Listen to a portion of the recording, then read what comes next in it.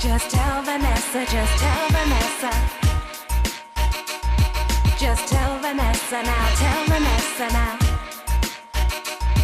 Just tell Vanessa, just tell Vanessa. Welcome to another edition of Tell Vanessa.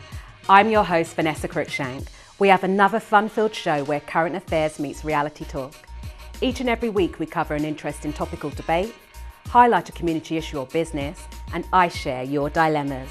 And then we finish with some good music. So sit back, relax and enjoy. Tell Vanessa. Just tell Vanessa, just tell Vanessa.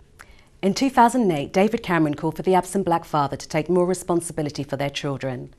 According to so-called statistics, if you are an African Caribbean child, you're twice as likely as your British counterparts to grow up in a single-parent household, nearly always headed by the mother.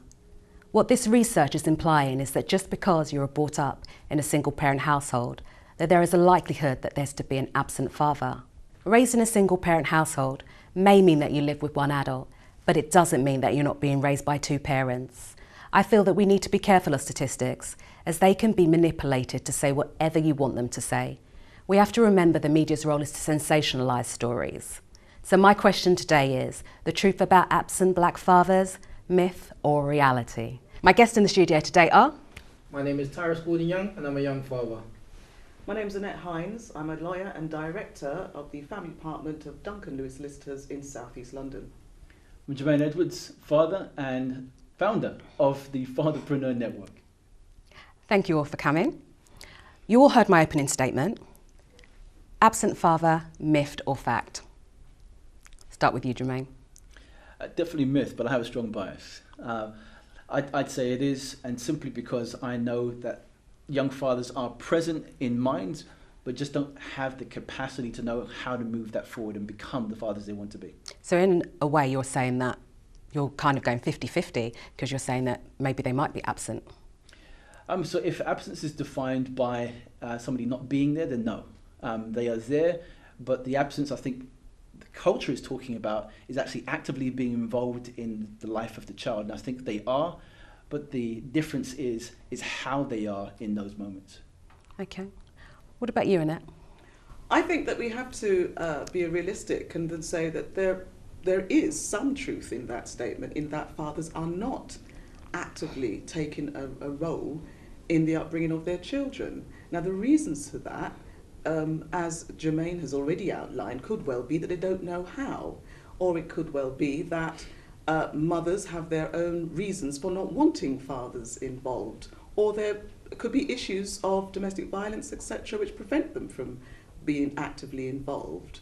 So on that front, I'd have to say, yes, there is an element of truth in that. I guess my reality is slightly different because I come from a background where my parents have been together for the last 45 years. My grandparents have been together for maybe coming up to 60 years now. And actually, everybody in my background, my family, we're all coming from the same point of view where mother and father, I actually don't know anybody really that has an absent father. So my reality is there's no such thing as an absent father. There may be a percentage of individuals who aren't present in their children's life, but for the most of the time they are. Tyrese, what's your perspective on that? I do believe it is a myth. There is some truth to it, but not all. As there's different scenarios, different things happen. Maybe the father's being prevented from seeing the child and he does want to see the child. Maybe he just doesn't want to see the child. There are people out there like that. But from my personal stance, I think it's a myth. What's your perspective? Tell me about your circumstances. Well, currently I was part of my daughter's life for about 3 years. Currently going through some trials and tribulations regarding seeing her. I'm actually about to start court proceedings to try and get access to her. So that's where I stand on the matter. I don't see myself as an absent father as such because I'm trying to be a part of her life, but I'm not there at the minute doing my role. So your circumstances it's not new to me. I've met lots of men at the moment who have actually said they haven't been able to get access to their children and trying to go down the legal route to get that. Annette, what's your opinion? Because you work in this legal field. I do. I certainly do. I mean, like you, Vanessa, my mother and father were together for many, many years, and I must admit that when I first went to school and met people who came from broken homes. It was surprising. I didn't realise they existed. However, I've been working now in my field for a good 18 years, and I certainly do see a stream of fathers coming through our doors who want access to their children. In that regards, I mean, are they absent if they want to be a part of their children's lives? I think this might be a point that you were raising. Even though they're not in the family home, they can still play a part in raising their children. Well, that's why I think the statistics are skewed, wrong, not correct. And I think that that's perpetuating the wrong information within the media. And that's what people are hearing, that black fathers are absent, when actually a lot of the time they're not. They're present. They might not live in the same household, but it doesn't actually mean they're absent. Jermaine, you work with a lot of young fathers. Yes. Yeah? Tell me a little bit about the actual projects that you're involved in. Yeah, so there are two main things happening currently. So one is a mentoring program which lasts for 12 months. And I have 25 young fathers who are involved in that. And it's simply about them having access to fathers who have done it for a while. And they can ask any question they want, they can share their challenges, hopes, concerns, and begin to build their own picture and capacity of understanding the father they want to be. And then the second side to that is simply them getting to a place where they're being skilled, in a place where they can go out and earn a living that's beyond where they are to support their children once they do have access or want to kind of re-establish relationships with their girlfriend or wife, whatever that might be. And who's supporting you within that project? Who's involved in that? Yes, I have a number of different entrepreneurs, fathers that are there. It's primarily funded through my own businesses that I run, but I have a great team of people that are being built right now, delivering mentoring and hopefully getting Tyrus on board as well to mentor. Okay, that's pretty good. What advice, Annette, would you give fathers out there who are listening in terms of being able to access the legal system who can't see their children? I'd say that you have to be committed and be patient, because it can be a long process. But once you are in the system, in the legal process, the courts now recognise that there will be a lot of fathers who will be representing themselves because of cuts within the legal aid system. So they do tend to give fathers that little bit more leeway. So I would say you have to be committed, you have to be patient, and you really do have to abide by the court's decision as much as possible. And if you have no money? If you have no money, you will have to do it yourself. What do you mean by that? Because if I have no money, how would I do it? If you have no money, I question this thing, have no money. From my point, when I see fathers who are not eligible for legal aid, we actually offer a fixed fee appointment for a reasonable amount of money. I won't tell you our rates here and now, but for a reasonable fee, we will sit down with you and advise you as to the way forward in this procedure. Okay. If after that you want to instruct us, then you'd have to instruct us as a private paying client. The process is not difficult, but as I say, it can be long, and that's why I say you'd have to be patient. Can't you see that there's potential for fathers to give up on the system because they haven't got the money, they don't know if they can't get legal aid anymore, where would they actually go to get support or help within this? Because there are so many fathers out there who want to see their children and give up because they're trying and they can't. Well, you see, from my experience, there were fathers when legal aid was available to them that also gave up because it was a long and drawn-out process. In some cases, it would take 4 years before they could get access to the children within the legal system.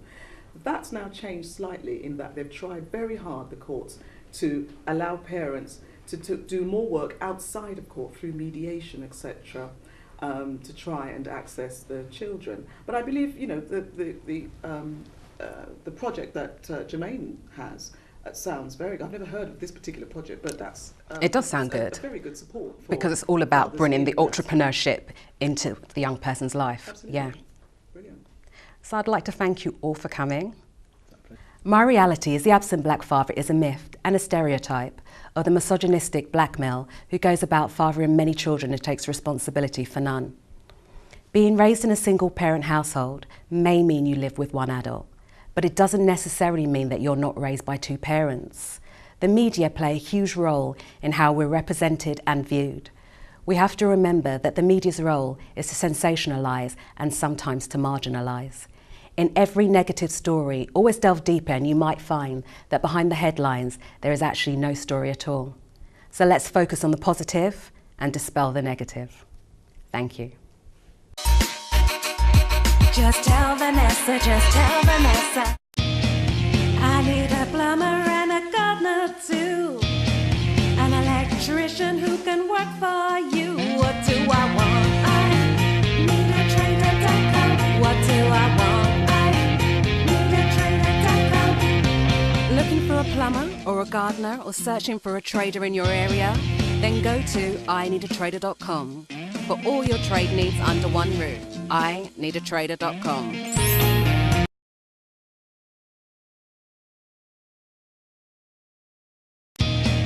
I need a plumber and a gardener too. An electrician who can work for you. What do I want? I need a trader.com. What do I want? I need a trader.com. Looking for a plumber or a gardener or searching for a trader in your area? Then go to ineedatrader.com for all your trade needs under one roof. ineedatrader.com.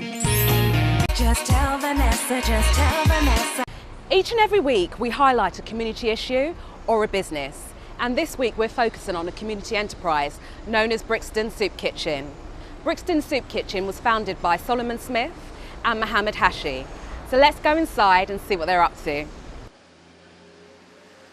Good to see you, Solomon. You too. So tell me, how did Brixton Soup Kitchen come about? It just came back just from an idea. You know, we was just sitting down in the room and we was just like, you know, I think we should start, you know, our own soup kitchen. And yeah, we just kind of just done it through there. You know, went to all of the centres in Brixton, you know, getting a lot of no's. You know, we was actually feeling like, you know, this might not work because they were saying, you know, you guys need professional help to do this, and we just strived on. But what was the idea behind Brixton Soup Kitchen? Why did you think there was a need? Because there was a lot of homelessness in Brixton, and we just felt that even though there was a lot of organisations, we just felt that they just wasn't filtering down to Brixton. Because I was thinking, why am I walking at Brixton every day seeing the same homeless people at all times? So I just felt that, you know, instead of always complaining about it, just make something happen. So you've got a lot of famous people involved with the charity. Tell me who they are and what they do for you. We have Tessa Jow. She's she was our local MP. She's now the Baroness of Brixton.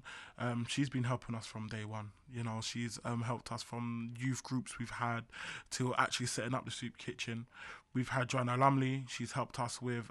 She's donated a van. She's donated us money.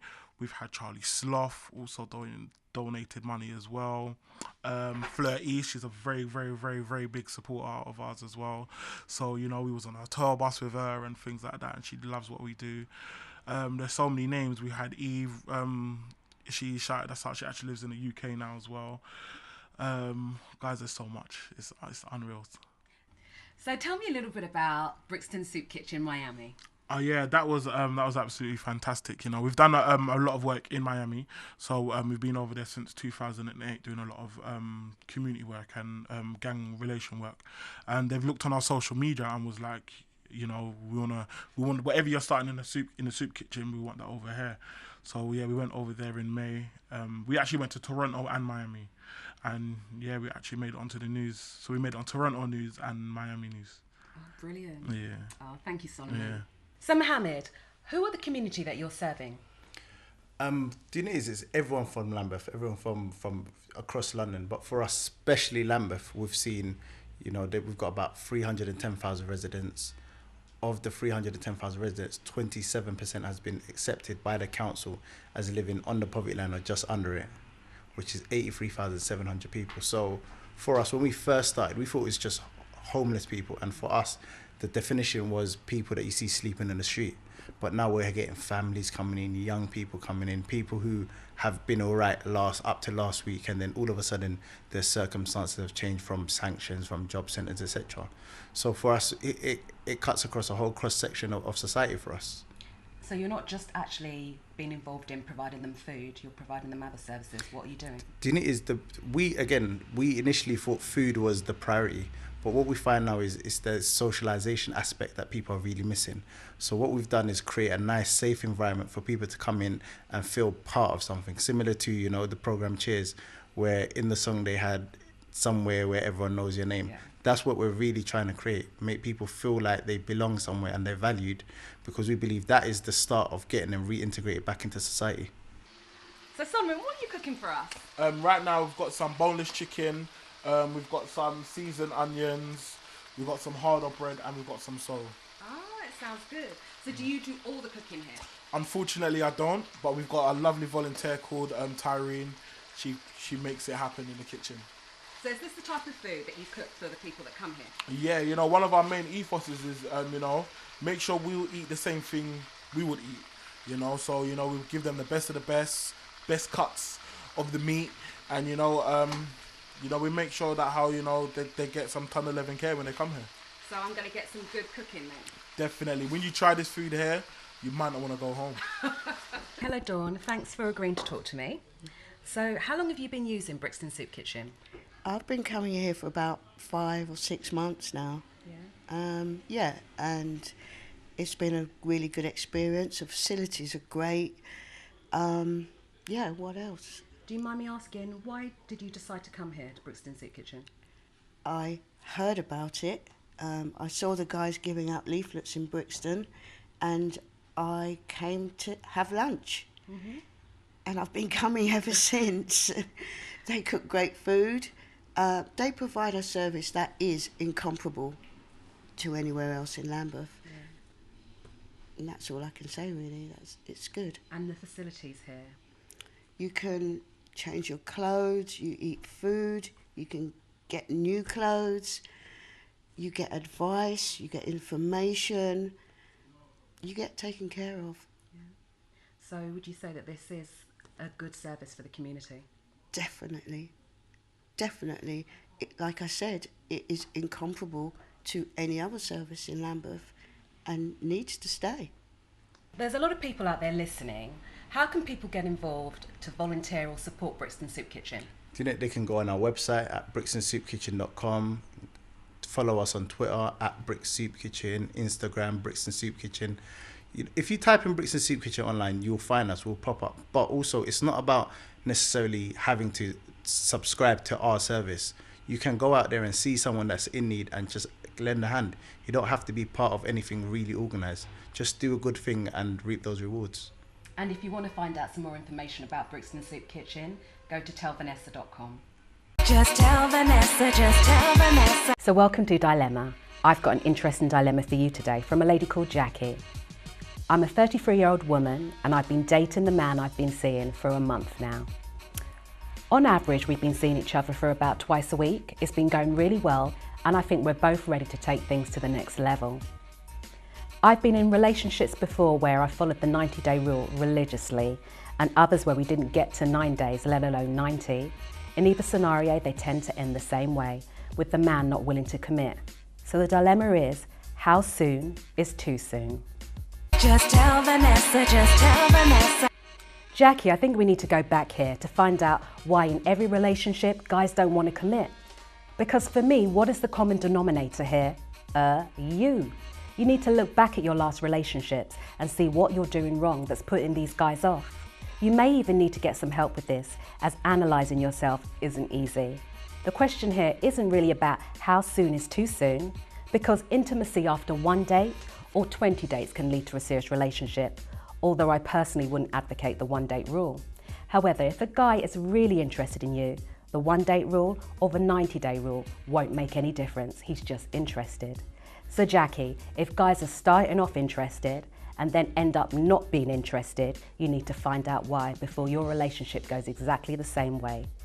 But this is just my opinion, so why don't we take it to the streets to see what other people think?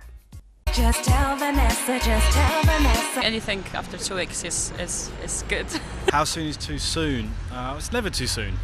I mean, put it this way, I'm on my way to a first date now, and if things go right, it's never too soon. Yeah. I've no idea how soon is too soon. I don't know how to answer that one. I don't know. 1 day, 2 days, 10 days, what do you think? A week. A problem shared is a problem halved. So send your dilemmas to dilemma@tellvanessa.com. Just tell Vanessa, just tell Vanessa. Now we come to the end of the show. I hope you've enjoyed the show as much as I have. I'd like to thank all the guests and thank you for sending in your dilemmas. Now to close the show, we have the fantastic female artist. Ladies and gentlemen, I present to you Jaide Green. Good night. Strange things keep running through my head, and I wonder if I'm going crazy. Nobody knows all the pressures that I have. I'm just hoping somebody can save me. Has anyone got a doctor's number? Call him before I break down. I got myself in a bad situation, full of complication. Need to get out. Doctor, doctor, somebody call a doctor. I need a bit of patching up. Think I need a doctor, doctor. Can someone find a doctor? I think that my temperature's up. Go get a doctor, really need a doctor. Find me a doctor, call me a doctor. My mind keeps playing tricks on me. Can someone dial 3 9s, 'cause I'm in emergency? Is there someone in the place that could say what's wrong with me? I need a stethoscope check. My heart is going boom. Doctor, think I need a padded room. I'm a little touch away from psycho. I'm a little bit away from crazy insane. Got me losing my marbles. Ooh, whoa, I need professional help. I'm going out of my brain. Doctor, doctor, somebody call a doctor. I need a bit of patching up. Think I need a doctor, doctor. Can someone find a doctor? I think that my temperature's up. Go get a doctor, really need a doctor. Find me a doctor, call me a doctor. My mind is playing tricks on me. Got a problem and I just can't shake it. Stuck in a dilemma, I just can't face it. I got some issues, I don't think I'll make it. Give me a pill and I'll take it. Got a problem and I just can't shake it. Stuck in a dilemma, I just can't face it. I got some issues, I don't think I'ma make it. Give me a pill and I'll take it. I don't wanna lose my mind, no. Hey. Don't wanna lose my marbles, no, no, no, no.